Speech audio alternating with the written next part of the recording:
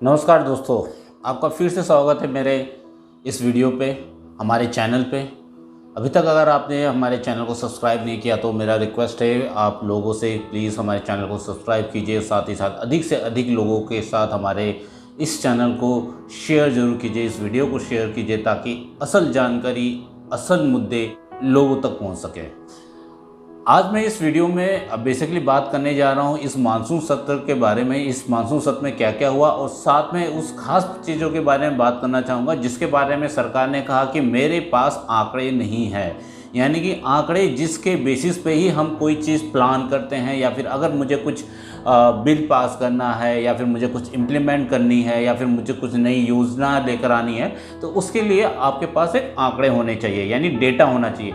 Data जिसके लिए आजकल अगर आप देखोगे तो इस डेटा के लिए कितनी मारामारी है, आप इस चीज़ से समझ सकते हो कि आए दिन आपने कभी कभी सुना होगा कि व्हाट्सएप से डेटा लीक हो गया, या फिर हमने जो चाइनीज़ एप्लीकेशन जो बैन की थी कि कहीं ना कहीं ये बोला था वो उससे हमारी प्राइवेसी छीन रही है या फिर हमारा डेटा लीक कर रही है।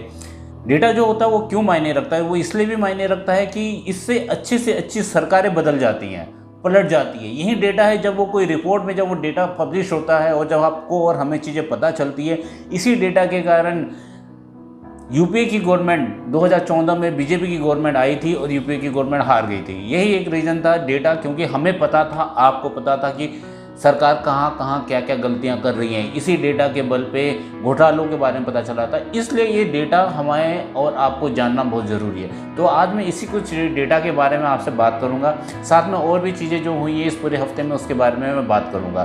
तो पूरी जानकारी के लिए मैं आपसे रिक्वेस्ट करूँगा इस वीडियो को पूरा देखिएगा ताकि आपको भी ये इन्फॉर्मेशन मिले। चलिए शुरू करते हैं आज का वीडियो दोस्तों।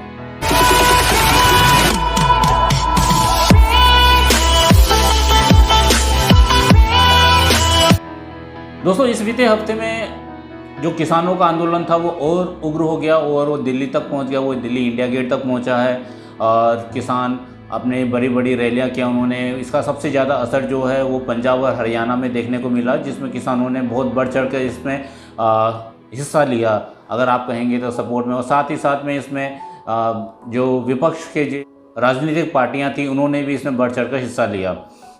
इसके अलावा भी हमारी इस हफ्ते बहुत बड़ी बड़ी चीज़ें हुई जिसके बारे में मीडिया में कोई भी खबर नहीं चली। सीधा सिर्फ मीडिया में खबर चली रिया के बारे में। रिया का मामला थोड़ा सा शांत हुआ तो उसके बाद ड्रग्स का मामला चला, ड्रग्स का मामला थोड़ा शांत हुआ तो अब कंगना का मामला चला। कंगना का मामला जैसे शांत हुआ तो अब वो पहुंच गया है दीपिका के मामले में, और ये दीपिका का मामला धीरे धीरे आगे बढ़ेगा और उसके बाद जब तक बिहार के चुनाव ख़त्म नहीं होते तब तक ये मामला चलता रहेगा। तो आजकल मीडिया दीपिका के पीछे है। तो अभी हम इस सब चीज़ों के बारे में बात नहीं करेंगे क्योंकि अभी ये चीज़ें इतनी बड़ी मुद्दे नहीं हैं हम इस पे बात करें और इस पे हम फोकस करें। हमारे लिए इससे भी बड़े बड़े मुद्दे हैं जिसके लिए हमें आपको बात करनी चाहिए और समझनी चाहिए। मैं खबर यहाँ शुरू करता हूँ। सबसे पहली खबर जो भिवंडी में एक इमारत ढहने से कम 40 से ज़्यादा लोगों की मौत हुई है। यहाँ पर मेरा जो सवाल है वो महाराष्ट्र सरकार से है कि यहाँ जब आपने कंगना का घर गिराना था या कंगना के घर को लेकर या उनके ऊपर जो कार्रवाई थी जब उसको करना था, आपने 24 घंटे भी नहीं लगाए और तुरंत वो कार्रवाई आपने कर दी। लेकिन जहां भिवंडी में 40 से ज़्यादा लोगों की मौत हुई उसका सबसे बड़ा रीज़न जो है वो है बीएमसी को पता था कि ये जो इमारत ढही है इसकी हालत सही नहीं है, तो उसको समय से क्यों नहीं उस समय उन्होंने उस पर एक्शन लिया। इतनी ही तत्परता जो उन्होंने कंगना रनावत के केस में दिखाया, काश यहाँ पर भी दिखाते तो ये 40 लोग जिनकी मृत्यु हुई है शायद उनकी मृत्यु न होती। जो मानसून सत्र है यहाँ पर जब किसान से रिलेटेड जो बिल थे जो पास हुए, इसके लिए मैं आजकल क्योंकि इसके बारे में भी आपको बताना चाहिए, जो आपको इन्फॉर्मेशन होनी चाहिए। मैंने अपने पिछले कुछ वीडियो में भी इसके बारे में बताया था कि जो किसान बिल है वो किस हिसाब से जो 3 अध्यादेश लाए हैं किसानों के बिल से रिगार्डिंग, उसमें क्या क्या चीज़ें हैं क्या नहीं है, मैंने थोड़ा सा प्रकाश उसमें डाला था। मैं आगे आने वाले वीडियो में एक पर्टिकुलर वीडियो बनाऊंगा जिसमें आपको इस बिल के बारे में खास तौर से आपको जानकारी दूंगा ताकि आपको ये पता चले कि इस बिल में था क्या और उसको लेकर क्यों इतना प्रोटेस्ट हो रहा है। तो इसी प्रोटेस्ट को लेकर राज्यसभा में भी प्रोटेस्ट किया विपक्ष ने। और यहाँ पर जब उन्होंने विपक्ष ने जब प्रोटेस्ट किया तो यहाँ पर उन्होंने अपनी जो भी मर्यादा थी उसको नाक दिया, या एक तरह से कहें कि जो हमारी राज्यसभा की जो गरिमा होती है उनको कहीं ना कहीं ठेस पहुँचाया है। वो जिस हिसाब से वो वहाँ पर स्पीकर के पास गए, उनका माइक तोड़ा और जो रूल बुक थी उनको फाड़ने की कोशिश की, ये जो थे ये कहीं से भी अप्रिशिएटेड नहीं है और ऐसा चीज़ें नहीं होनी चाहिए। जब भी ऐसी कभी चीज़ें हमारे लोकसभा में या राज्यसभा में होता है तो बहुत बुरा लगता है। इस मानसून सत्र में कुछ क्वेश्चन किया गया गवर्नमेंट के साथ, तो वो क्वेश्चन मैं आपके सामने रखना चाहता हूँ। मानसून सत्र में क्वेश्चन किया गया गवर्नमेंट के साथ, उनसे पूछा गया कि लॉकडाउन के दौरान कितने मजदूरों की मौत हुई और कितने मजदूरों की नौकरी गई। तो सरकार ने इसमें अपने जवाब में कहा कि हमारे पास ऐसा कोई भी डेटा नहीं है कि हम इसके बारे में जानकारी दें, लेकिन उन्होंने ये बताया कि कितने मजदूर घर लौटे, उनके आंकड़े उन्होंने बताया कि ऑलमोस्ट 1,04,66,000 के आसपास मजदूर घर वापस गए हैं। लेकिन कितने मजदूरों की मौत हुई है, कितने मजदूरों की नौकरी गई है, उसके रिगार्डिंग गवर्नमेंट के पास डेटा नहीं है। उन्होंने साफ बोला हमें कुछ नहीं पता है। दूसरा जो सवाल पूछा गया इस मानसून सत्र में, उनसे ये पूछा गया गवर्नमेंट से कि लॉकडाउन के दौरान कितने आंगनवाड़ी जो वर्कर्स हैं उनकी नौकरी गई है। तो इसमें भी गवर्नमेंट ने यही कहा कि हमारे पास फ़िलहाल इसके रिगार्डिंग कोई भी डेटा नहीं है और हम ऐसा कोई डेटा नहीं रखते हैं। तीसरा जो सवाल गवर्नमेंट से पूछा गया, उनसे ये पूछा गया कि कितनी लड़कियां इस लॉकडाउन के दौरान उन्होंने पढ़ाई छोड़ी। तो यहाँ पर जो स्मृति ईरानी ने उन्होंने जवाब दिया कि फ़िलहाल तो उनके पास ऐसे कोई भी आंकड़े नहीं है कि कितनी लड़कियों ने इस लॉकडाउन के दौरान अपनी जो पढ़ाई है उसको छोड़ा है, लेकिन उन्होंने ये बोला है कि हम कोशिश कर रहे हैं कि अधिक से अधिक लड़कियों को अपने शिक्षा के साथ जोड़ने की कोशिश जारी है। चौथा जो सवाल पूछा गया गवर्नमेंट से, ये पूछा गया कि इस लॉकडाउन के दौरान कितने MSME उद्योग बंद हो गए हैं। तो गवर्नमेंट ने इसमें भी बोला कि उनके पास कोई डेटा नहीं है इसके रिगार्डिंग कि कितने MSME उद्योग बंद हो गए हैं। लेकिन गवर्नमेंट ने यहाँ पर ये बोला कि हम MSME को दोबारा चलाने के लिए या उनको कर्ज देने के लिए, लोन देने के लिए हमने बहुत सारी स्कीमें अनाउंस की है ताकि हम MSME को दोबारा से चालू कर सकें। यहाँ पर खास ये बात ये है कि गवर्नमेंट के पास सिर्फ ये लॉकडाउन की नहीं है, MSME कितनी बंद हो गई है ये 2014 से अभी तक का डेटा गवर्नमेंट के पास नहीं है। इस मानसून सत्र में उन्होंने ये बोला कि उनके पास कोई भी डेटा इसके रिगार्डिंग नहीं है। पांचवा सवाल जो सरकार से पूछा गया, इनसे ये पूछा गया कि कितने सफाई कर्मियाँ जो हॉस्पिटल में काम करते थे, कितने सफाई कर्मी हैं जिनकी इस कोरोना के कारण मृत्यु हुई है, इस लॉकडाउन में मृत्यु हुई है। तो गवर्नमेंट ने बोला फिलहाल हम उनके पास ऐसा कोई भी डेटा उपलब्ध नहीं है कि जिसमें उनके पास ये आंकड़े हो कि कितने सफाई कर्मी इस कोविड-19 के कारण उनकी मृत्यु हुई है इस लॉकडाउन में। तो इसकी भी कोई इन्फॉर्मेशन सरकार के पास नहीं है। उन्होंने भी साफ बोला कि हमें कुछ नहीं पता है। छठा सवाल जो सरकार से इस समय पूछा गया कि जैसे कि सबको पता होगा कि प्लाज्मा थेरेपी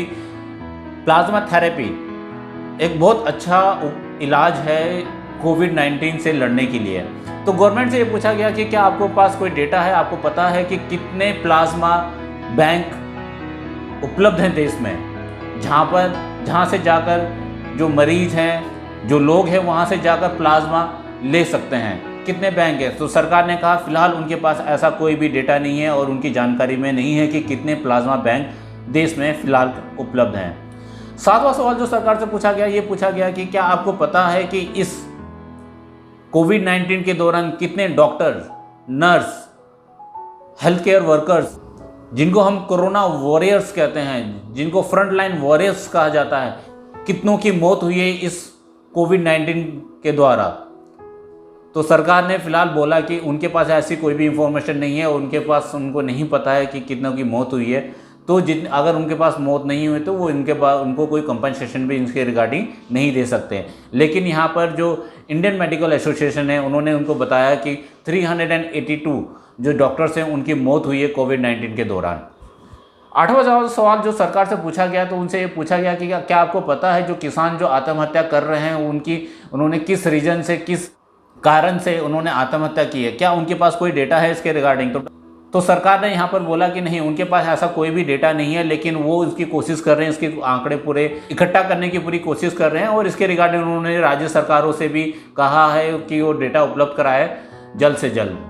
नवा सवाल जो सरकार से पूछा गया, क्या उनसे पूछा गया कि क्या आपको पता है कि कितने नेता इस समय जेल पे हैं, तो सरकार ने कहा कि नहीं, अभी उनके पास ऐसी कोई भी इंफॉर्मेशन या कोई भी जानकारी या डेटा उपलब्ध नहीं है इसके रिगार्डिंग भी। 10वां सवाल जो कि बहुत अहम है आपके लिए और हमारे लिए, क्योंकि जिनको हमने हमेशा हर समय हर जगह अपने बीच पाया है इस कोरोना के इस पेंडेमिक में, वो हर समय हमारे साथ थे, हर जगह मुस्तैदी से खड़े थे, यानी कि जो हमारे फ्रंट लाइन वॉरियर है, यानी कि मैं बात कर रहा हूँ पुलिस वालों की। तो यहाँ पर सरकार से पूछा गया कि क्या आपके पास कोई जानकारी है कि इस कोविड-19 के कारण कितने पुलिसकर्मियों की मौत हुई है कोविड से। तो सरकार ने बोला फिलहाल उनके पास ऐसी कोई भी इंफॉर्मेशन या कोई भी डेटा नहीं है, लेकिन यहाँ पर जो पुलिस महकमा है उनकी तरफ से एक जानकारी जो उन्होंने उपलब्ध कराई है, उन्होंने ये बोला है कि 1000 से ज़्यादा सिपाहियों या फिर पुलिसकर्मियों की मौत हुई है इस कोविड-19 के कारण। लेकिन सरकार ने कहा कि उनके पास कोई भी इंफॉर्मेशन नहीं है, यानी कि सरकार के पास कोई इंफॉर्मेशन नहीं है, कोई डेटा नहीं है। विदाउट डेटा, विदाउट इंफॉर्मेशन मुझे नहीं पता कि वो सरकार कैसे चला रही है जब उनके पास इंफॉर्मेशन नहीं है। और ये कोई पहली बार नहीं है कि सरकार ने बोला है कि उनके पास कोई इंफॉर्मेशन नहीं है। इससे पहले भी ऐसा हुआ है जब सरकार के पास कोई इंफॉर्मेशन अवेलेबल नहीं थी। अगर आपको पता होगा कि चुनाव से पहले 2019 के चुनाव से पहले भी जब सरकार से कंज्यूमर स्पेंडिंग डेटा के बारे में बात पूछा गया था कि प्रति व्यक्ति कितना खर्च कर रहा है, तो उस समय भी सरकार के पास उन्होंने इस डेटा को छुपाने की पूरी कोशिश की थी और बाद में ये लीक हुआ था डेटा। और जब ये सामने जब ये रिपोर्ट लीक हुई थी तो तब पता चला था कि 40 साल में पहली बार, पिछले 40 साल में पहली बार लोगों की जो कंजम्पशन है, जो एक्सपेंडिचर है वो कम हुआ है, जो खर्च करने की जो उनकी क्षमता है वो कम हुई है पिछले 40 साल में पहली बार। सरकार ने इससे पहले अनएम्प्लॉयमेंट डेटा के बारे में भी इंफॉर्मेशन छुपाई थी 2019 के जो चुनाव है उससे पहले, जो कि 45 साल में सबसे ज़्यादा बेरोज़गारी, 45 साल में सबसे ज़्यादा जो बेरोज़गारी हुई थी वो इस समय हुई थी। और उसका भी डेटा 2019 के चुनाव से पहले उसको भी छुपाने की पूरी कोशिश की गई थी और उसको 2019 के चुनाव के बाद ही उसको पब्लिश किया था। और भी हैं जैसे फार्मर सुसाइड है, ये ऐसे और भी डेटा हैं जो कि गवर्नमेंट ने पहले भी नहीं दिया था। तो ऐसा कोई पहली बार नहीं हुआ है कि गवर्नमेंट ने कोई डेटा आपसे और हमसे छुपाया हो, ये इससे पहले भी हुआ है। तो ये सब कुछ ऐसे कुछ पॉइंट थे, ऐसे कुछ इंफॉर्मेशन थे जो सरकार से मांगने की कोशिश की गई थी, लेकिन उनसे के पास कोई भी डेटा नहीं था। जब सरकार के पास ऐसा कोई डेटा उपलब्ध होगा तो हम भी आपके साथ ज़रूर शेयर करेंगे। जाते जाते मैं आपको बताना चाहूँगा कि देश में एक और चीज़ बहुत बड़ी बात हुई है कि देश में पहली बार जो डेब्ट है, जो हमारे देश का जो डेब्ट है, कर्ज है, वो 100 लाख करोड़ से ऊपर पहुंच चुका है। यानी कि इस समय जो डेब्ट है जो गवर्नमेंट के पास वो है 107 लाख करोड़ हम कर्ज में हैं। और ये पहली बार हुआ है कि इंडिया 100 लाख करोड़ से ऊपर के कर्ज में है।